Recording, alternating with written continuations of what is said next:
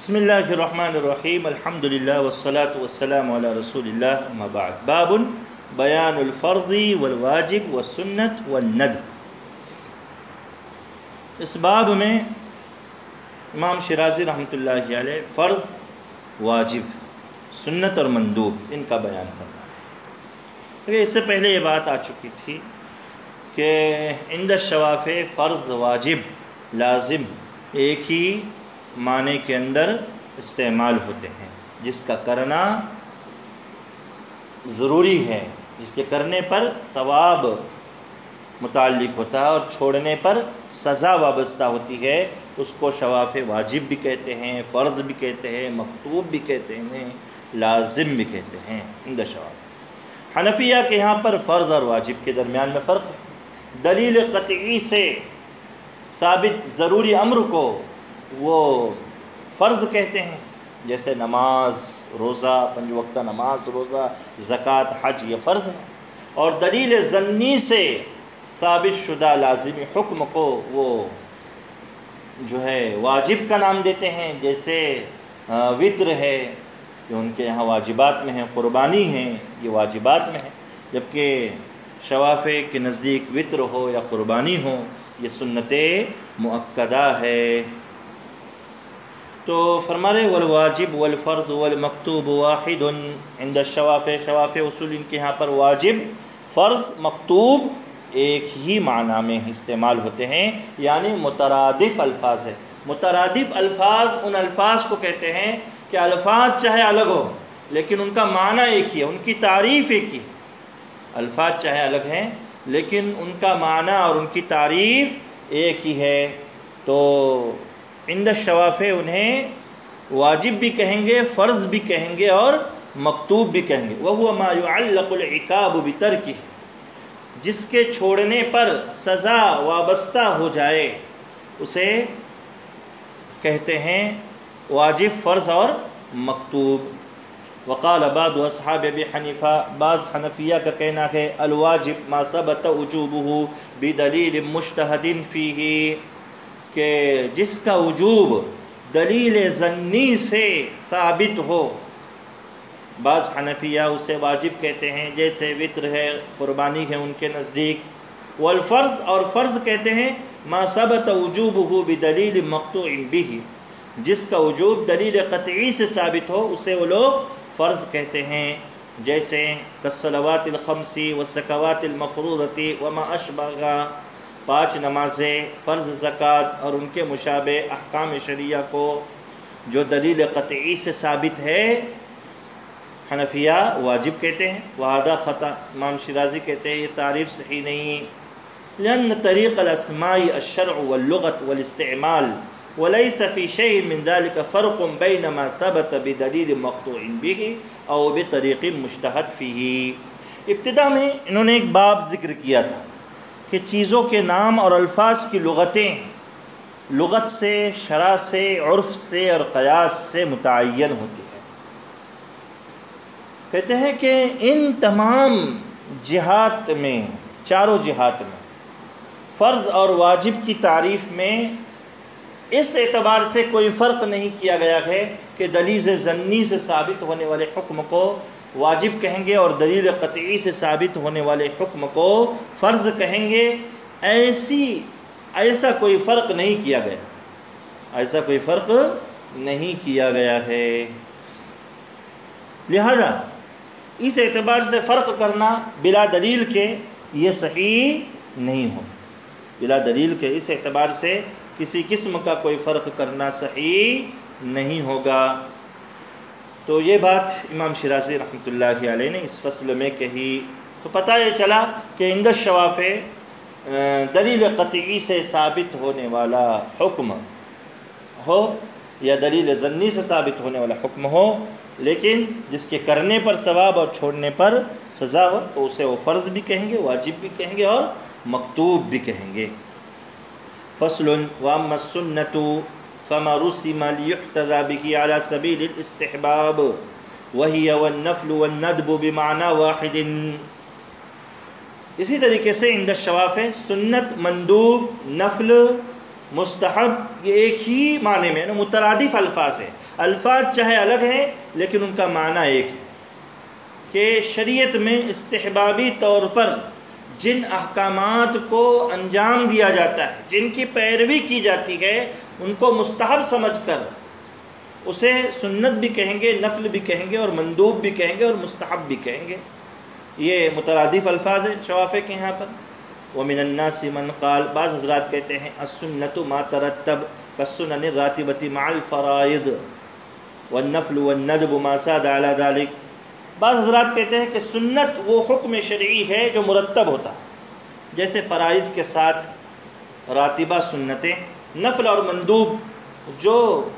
ان مرتب احکام پر اضافہ ہو، جیسے فرض نمازوں کی اگلی پچھلی سنتیں جو ہیں انہیں وہ لوگ سنت کہتے ہیں، لیکن اس کے علاوہ تہجد ہے یا اشراق ہے، اوابین وغیرہ کی جو نماز ہے، چاشت کی نماز ہے، اس کو وہ لوگ نفل اور مندوب کہتے ہیں۔ امام شیرازی کہتے ہیں کہ حضرات شوافع ایسا کوئی فرق مانتے نہیں، وحدہ ایسے شوافع اصولین کے نزدیک یہ فرق صحیح نہیں ہے۔ شوافع اصولین کے یہاں پر سنت، مستحب، مندوب اور نفل کی ایک ہی تعریف ہے، کل ما ورد الشرع باستحبابہ فهو سنت سواء کان راتبا او غیر راتب، چاہے وہ مرتب ہو غیر مرتب ہو، شریعت نے جس کے استحباب کو بیان کیا وہ سنت بھی ہے، نفل بھی ہے، مندوب بھی ہے اور مستحب بھی ہے۔ فلا معنی لہذا الفرق، لہذا اس طریقے کا جو فرق کیا گیا ہے یا اس ناحیے سے جو تفریق کی جاتی ہے، وہ فرق کرنا یا وہ تفریق کرنا اس کا کوئی مطلب اور اس کی کوئی جائز وجہ نہیں ہے، اس کی کوئی جائز وجہ نہیں ہے۔ اگلی فصل دیکھیے، اذا قال الصحابی امر رسول اللہ صلی اللہ علیہ وسلم بکذا وجب قبولہ ویصیر کما لو قال قال رسول اللہ صلی اللہ علیہ وسلم امرت بکذا۔ کہتے ہیں جب صحابی رضی اللہ تعالیٰ عنہ یہ کہے کہ اللہ کے رسول صلی اللہ علیہ وسلم نے فلاں بات کا حکم دیا تو اسے قبول کرنا ضروری ہے، اور یہ ایسا ہی ہوا جیسے کہ صحابی کہہ رہے ہیں قال رسول اللہ صلی اللہ علیہ وسلم امرت بکذا، گویا کہ صحابی صرف حکم رسول ذکر کرے، آپ صلی اللہ علیہ وسلم کی طرف قول کی نسبت نہ کرے، تب بھی اسے قبول کرنا ضروری ہے۔ جیسے صحابی اگر قول رسول نقل کر رہے ہیں تو چونکہ الصحابۃ کلہم عدول، تمام کے تمام صحابہ عادل ہیں، ثقہ ہیں، تو صحابہ کی بات ماننا ضروری ہے، چاہے صحابہ میں سے کوئی بھی قول رسول کی صراحت کرے یا صرف حکم رسول ذکر کرے، تب بھی ان کی بات کو قبول کرنا ضروری ہے۔ وقال اصحاب داؤد، داؤد ظاہری کے ماننے والے کہتے ہیں لا يقبل حتى ينقل لفظه، صحابی اگر رسول اللہ صلی اللہ علیہ وسلم کے الفاظ نقل کرے، حدیث کے الفاظ نقل کرے تو ہی ان کی بات مانی جائے گی، اگر الفاظ ذکر نہ کرے، صرف اجمالی معنوی اعتبار سے حکم ذکر کرے تو ان کی بات قبول نہیں کی جائے گی۔ لیکن داؤد ظاہری کے ماننے والوں کی یہ بات جمہور اصولیین کو تسلیم نہیں ہے۔ جمہور اصولیین کا کہنا یہ ہے کہ صحابی چاہے الفاظ رسول ذکر کرے یا نہ کرے، الفاظ رسول صحابی ذکر کرے یا نہ کرے، صحابی کی بات قبول کی جائے گی۔ والدلیل علی ما قلناہ هو ان الراوی مصدق فیما یرویہ وهو عارف بالامر والنہی، کہ صحابی ایک ایسے راوی ہیں کہ جن کے مرویات کی جو ہے شریعت نے تصدیق کر دی، اللہ نے کہہ دیا ان کو رضی اللہ عنکم ورضوا عنہ، اللہ کے نزدیک وہ مقبول ہے، مرضی ہے، تو ان کی بات کو ہم رد کرنے کا اختیار نہیں رکھ سکتے۔ اور صحابی اوامر اور نواہی کو بہتر جاننے والے، اس لیے کہ اللہ کے رسول صلی اللہ علیہ وسلم اور ان کی زبان لغت عرب ایک ہی زبان تھی، فوجب ان یقبل کسائر ما یرویہ، تو جیسے صحابی کی دیگر روایات قبول ہوتی ہے جب وہ قول رسول اور الفاظ رسول صلی اللہ علیہ وسلم ذکر کرے، ویسے صحابی اگر رسول اللہ صلی اللہ علیہ وسلم کے ارشاد کا مطلب یا مفہوم ذکر کر رہے ہیں تب بھی ان کی بات کو ماننا ضروری ہے، ان کی بات کو ماننا واجب ہے، ان کی بات رد نہیں کی جا سکتی، صحابہ کی شان ہی نرالی ہے۔ فصل فاما اذا قال امر فلان بكذا او امرنا بكذا او نهينا عن كذا ولم يسمي الامر حمل ذلك على الرسول صلی اللہ علیہ وسلم۔ کہہ رہے ہیں کہ صحابی رضی اللہ تعالیٰ عنہ اگر یہ کہے امر فلان بکذا، کہ حضرت بلال رضی اللہ تعالیٰ عنہ کو فلانا حکم دیا گیا یا فلانے صحابی کو فلانا حکم دیا گیا، کس نے دیا اس کا ذکر نہ کرے، امیر مجہول ہے، حکم دینے والا کون ہے اس کا ذکر نہ کرے، تو ہم یہی سمجھیں گے کہ صحابی نے جو مجہول فاعل رکھا ہے تو وہ حکم دینے والے وہ عامر رسول اللہ صلی اللہ علیہ وسلم ہے۔ یا صحابی یہ کہے امرنا بکذا، ہمیں فلانا کام کا حکم دیا گیا، ہمیں فلانی بات سے روکا گیا، ولم یسمی العامر، اور صحابی نے حکم دینے والے کا یا منع کرنے والے کا نام نہیں لیا، تو اسے رسول اللہ صلی اللہ علیہ وسلم پر محمول کیا جائے گا۔ اسی طریقے سے اگر صحابی یہ کہے من السنت کذا، یہ سنت ہے، حمل علی سنت النبی صلی اللہ علیہ وسلم، تو اسے نبی کریم صلی اللہ علیہ وسلم کی سنت پر محمول کیا جائے گا۔ وقال اصحاب ابی حنیفہ، حنفیہ کہتے ہیں لا يحمل على ذلك الا بدلیل، بغیر دلیل کے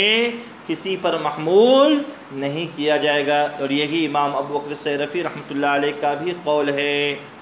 ان کا کہنا ہے کہ نہیں، ڈائریکٹلی اللہ کے رسول صلی اللہ علیہ وسلم کی شخصیت پر اسے محمول نہیں کریں گے، جبکہ جمہور کہتے کریں گے۔ امام شیرازی کہتے ہیں کہ ابو بکر سیرفی کا اور حنفیہ کا جو قول ہے غیر صحیح، صحیح نہیں ہے۔ کیوں؟ لأن الذی یحتج بامرہ ونہیہ وسنتہ هو رسول صلی اللہ علیہ وسلم، اس لیے کہ صحابی جس شخصیت کے اوامر سے، نواہی سے یا سنت سے استدلال کرتے ہیں، اور امت کے سامنے جس شخصیت کے اوامر، نواہی یا سنت کو پیش کرتے ہیں، وہ شخصیت صرف اور صرف رسول اللہ صلی اللہ علیہ وسلم کی ہی ہے۔ فَإِذَا أَطْلَقَ الصَّحَابِيُّ ذَلِكَ، جب صحابی نے یہ حکم مطلق بیان کیا ہے، وَجَبَ أَن يُحْمَلَ عَلَيْهِ، تو اسے رسول اللہ صلی اللہ علیہ وسلم کی شخصیت پر ہی محمول کرنا ضروری ہے، رسول اللہ صلی اللہ علیہ وسلم کے علاوہ کسی اور شخصیت پر محمول